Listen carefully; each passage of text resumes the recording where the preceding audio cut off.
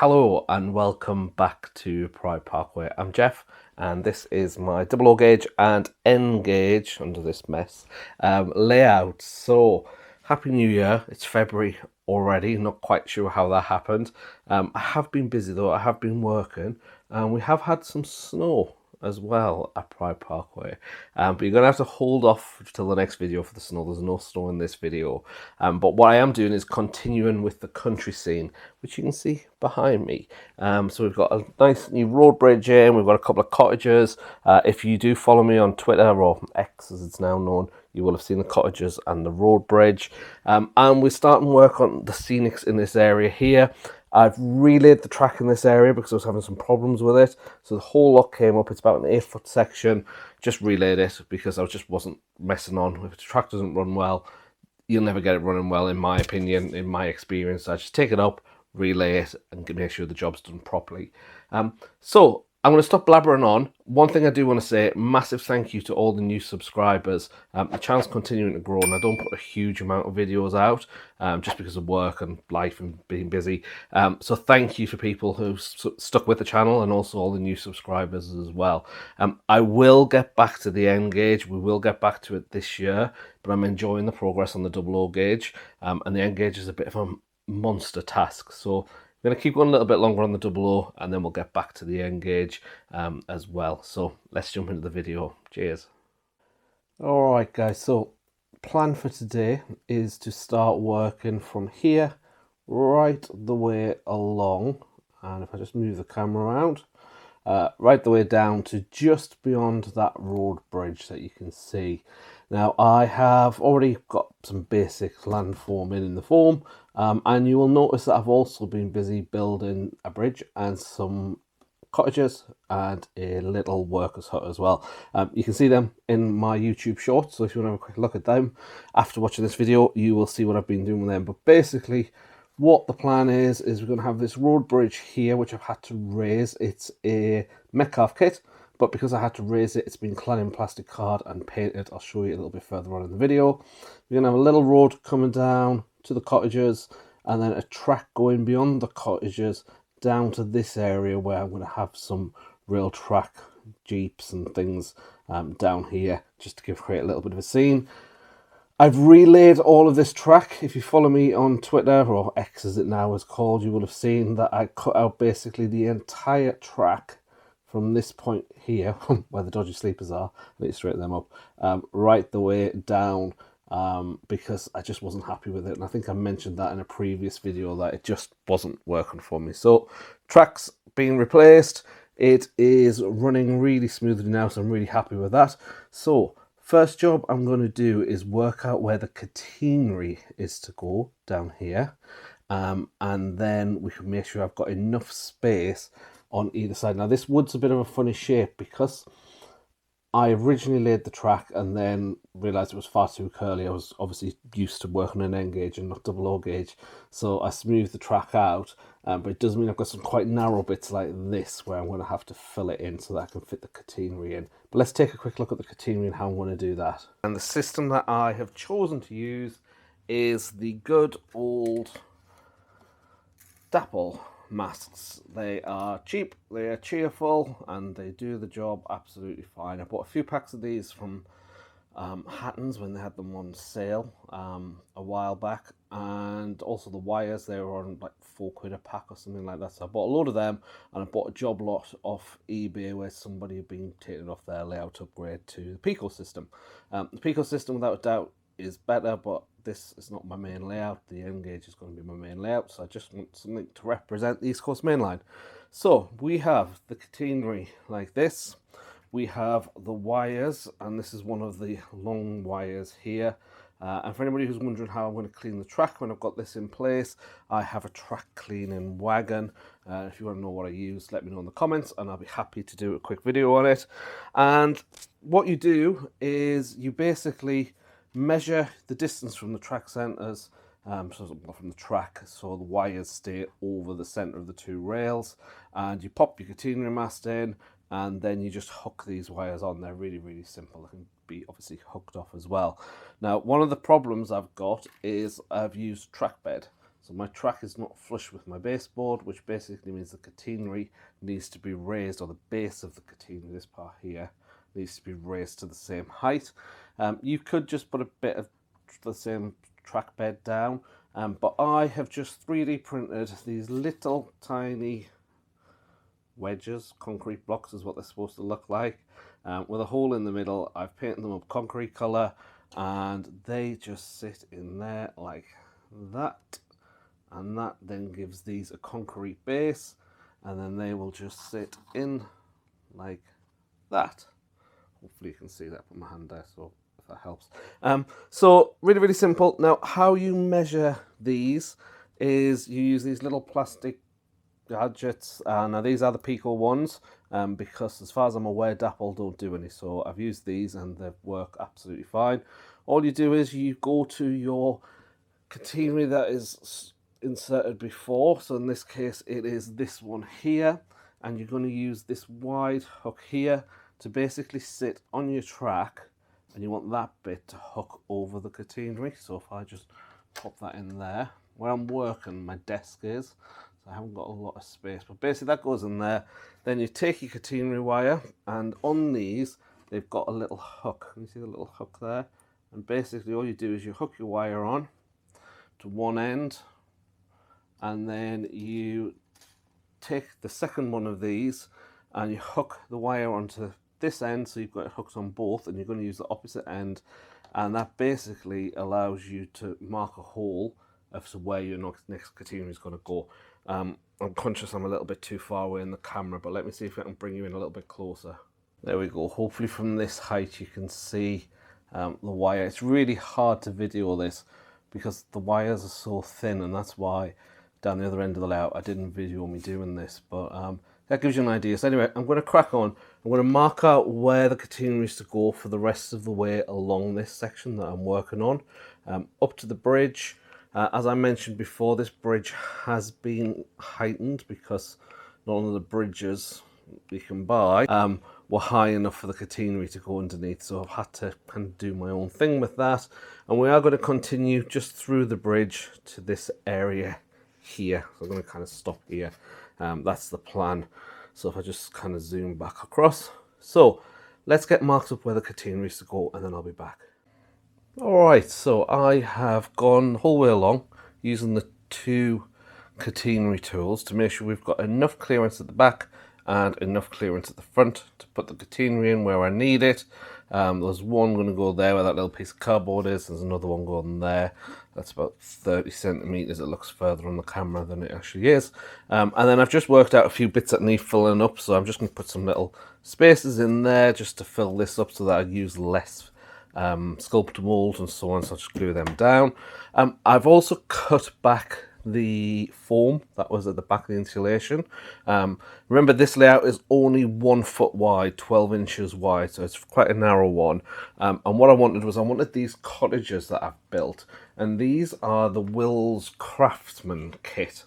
And what I did was I just made it into a low relief cottage instead of a so it should be one set of 2 cottages, but I made it like this, and I'm quite pleased with how that's turned out. And there is lighting, hence the wires coming out the bottom. I want them to look a bit old and dirty and grimy kind of cottages. It's not the most desirable property being so close to the railway, so that's going to sit and live up there. And then what I've done is I've kind of, nothing's glued down yet, worked out the lay of the land. So there's going to be this area here outside the cottages, just kind of like a bit of a lane. I'm going to have a little, that'll sit a bit further across, little fence on here with a gate for network rail, or rail track as it was back then, to have access to this muddy little kind of incline decline down to the railway. And I've got a couple of these little rail track Land Rovers. I'll probably take these wheels off them and have them create a bit of a scene here, maybe one of them stuck in the snow or something like that. Down to this plate layers hut, which is a scale model scenery one. I just adapted it a little bit, painted it up, used some glue and glaze on the windows, made it look a bit old and knackered. That'll go back there. And then I've created, if I just move the camera around slightly, as we head towards the bridge, a rock face wall. Now again, there's a big enough gap here for me to get the catenary in, and then all this is good old Woodland Scenics rock molds. I'm sure you've seen these a million times. I have made a video on it before, and I'll put a link up in the top right corner, but I just use this lightweight hydrocal plaster. You can use other plaster products, but this is nice and light. It's easy to work with. It sets really quick, like 20 minutes and you've got one of these. And I've got various different ones of these that I've picked up over the years that I can use as well. So we'll have, you know, a nice rocky area there, and then we continue to go along, and the road will come up here from the cottages. We'll have some grass in this area here to this road bridge, and then if we move further along to the other side of the bridge, you can see here we're going to have this area kind of grass and rocks and so on and so forth. Again, enough space all the way along for the catenary. These pieces of card just mark where the catenary masts are going to go for now, so I know what's what, and some more bits of rocks and so on down here. And this is kind of as far as we're going to come along today. So this should give us a nice cutting, and as you come through the cutting, I've got a few sleepers I need to straighten up. It comes round and then it'll head into the town scene from there, and the scrapyard that's going to be down here. Now I did talk about either a scrapyard or a market. This is going to be a scrapyard, and I've worked out somewhere else where there's going to be a market, so I'm actually going to get both on this layout. So that should be nice, just adds a little bit of interest to the layout as well. I've seen scrapyards modelled before, quite a lot, but not one on a snowy layout. So it'll be interesting to see how I can make that work with all the mud and snow and all that kind of good stuff. So I'm going to head my way all the way back along here. Hopefully that didn't make you feel dizzy with the camera. And the next step is to get some plaster bandage on all of that. Get these set into the plaster bandage as well. All I do is I put the plaster bandage down, I put a little bit of glue on the back of them, just some PVA, and stick it onto the plaster bandage while it's all wet and it sets it all together. I will put some cling film and some scrap paper along the back to protect the back seam. But let me get all of this glued down, covered. Alright, so there we go. So we've got the rock front in here, and then the rest of it all built up now with both plaster bandage and mud rock. Now this area that I'm working on, and I've used 8 rolls of mud rock just to give you an idea of how much you use, because it always surprises me how much I go through, and that's only about 2.5 layers thick, so it's not the thickest. But yeah, I mean, there's Woodland Scenics and all kinds of people make the stuff, but it's really expensive. So I always just stick to some cheap stuff off Amazon. Link down below as always to what I've been using. So that's this side done. The bridge is wrapped in cling film, which is why it looks a little bit strange. So I can lift it out to get to the track. Let's go down the other end, look at that end, and then let's look at the next step. And you can see there that this end is just the same, all done, all nice and smooth. Nice incline there going down to the railway for the road, and then, well, it's an access road, and then across, nice gentle for the residents here.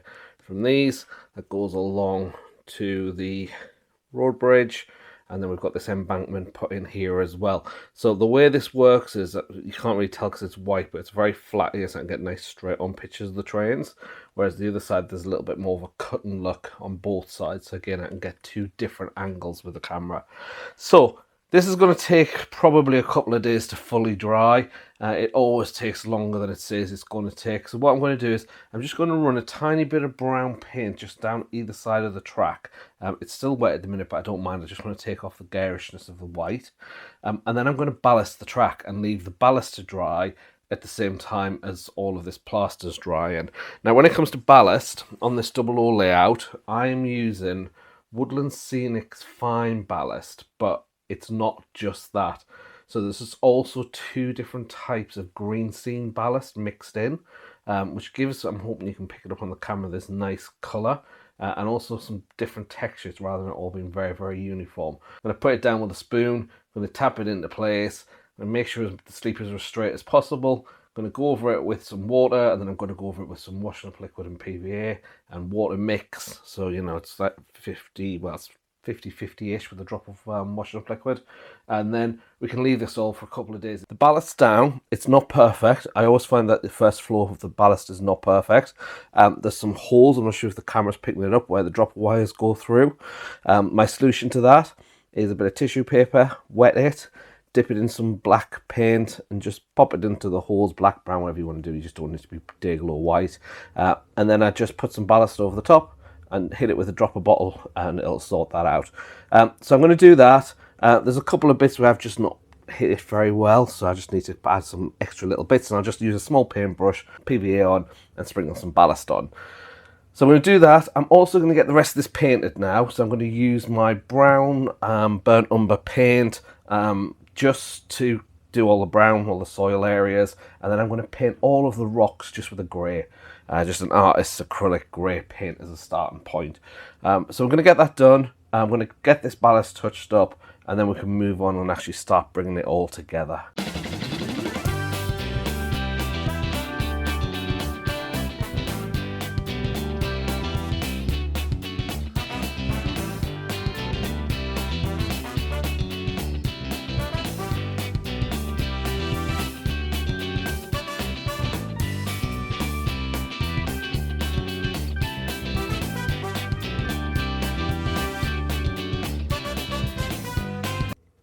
So that's all painted now. I've moved forward, I've done a few different things. So I've painted the rocks. We'll have a close-up look at them in just a second, to give you a better view of the different colours on there. They're still wet, they are still drying, because obviously the rocks take a few different colours and a few different coats, and I've done them exactly the same as I did the rocks over on the river scene, which was in a previous video, so check that out. And I've painted all the groundwork brown, just a brown umber. It's a really weak mix. It used to be a Woodland Scenics paint, but I've run out of it, so I just mixed my own. So that's all done. As you saw earlier, the track is ballasted, but what I've also done is I've now gone in and put some trunking all the way down this side. It's going to cut across here, and then it comes all the way down here as well. I've put ballast right up to the edges of it, and I've just gone across that again with a dropper bottle and just kind of glued that down. Again, it's still wet at the moment. And one other thing that I have done as well, of course, is put in all these bases that I showed you earlier for the catenary. One other job I've done, I'm going to move the camera and you'll be able to see the rocks and see the other job I've done as well. So down this end here, where this ramp is, it's going to come down. Where I'm planning a bit of a cameo scene with some Network Rail vans. I have just used some of this Vallejo earth texture just to go down there to give it kind of two muddy track marks. We'll bed it in a little bit more once we get to that stage, but it just gives us a foundation, and this stuff is off the old layout. And when I opened it, I was expecting it to be all dried up and dead, but it's not. It's as good as the day it was I opened it, so that's impressive. And then just a quick look at those rocks as well for you. If we zoom across, zoom across, you can get an idea of the rocks. As I say, they're still wet, so they are still drying at the moment. You can also see a better angle here from the cable trunking and the concrete bases for the catenary as well. So I'm going to leave this video here because I'm conscious my videos always seem to get longer than I want them to be. I will be back shortly because I'm going to keep working on this. And as always, a massive thank you to everybody for your support. All of your likes, all the subscribers, both old and new. Thank you very much for that. And I will be back again in a couple of weeks' time. Till then, take care. Thanks, guys. Bye-bye.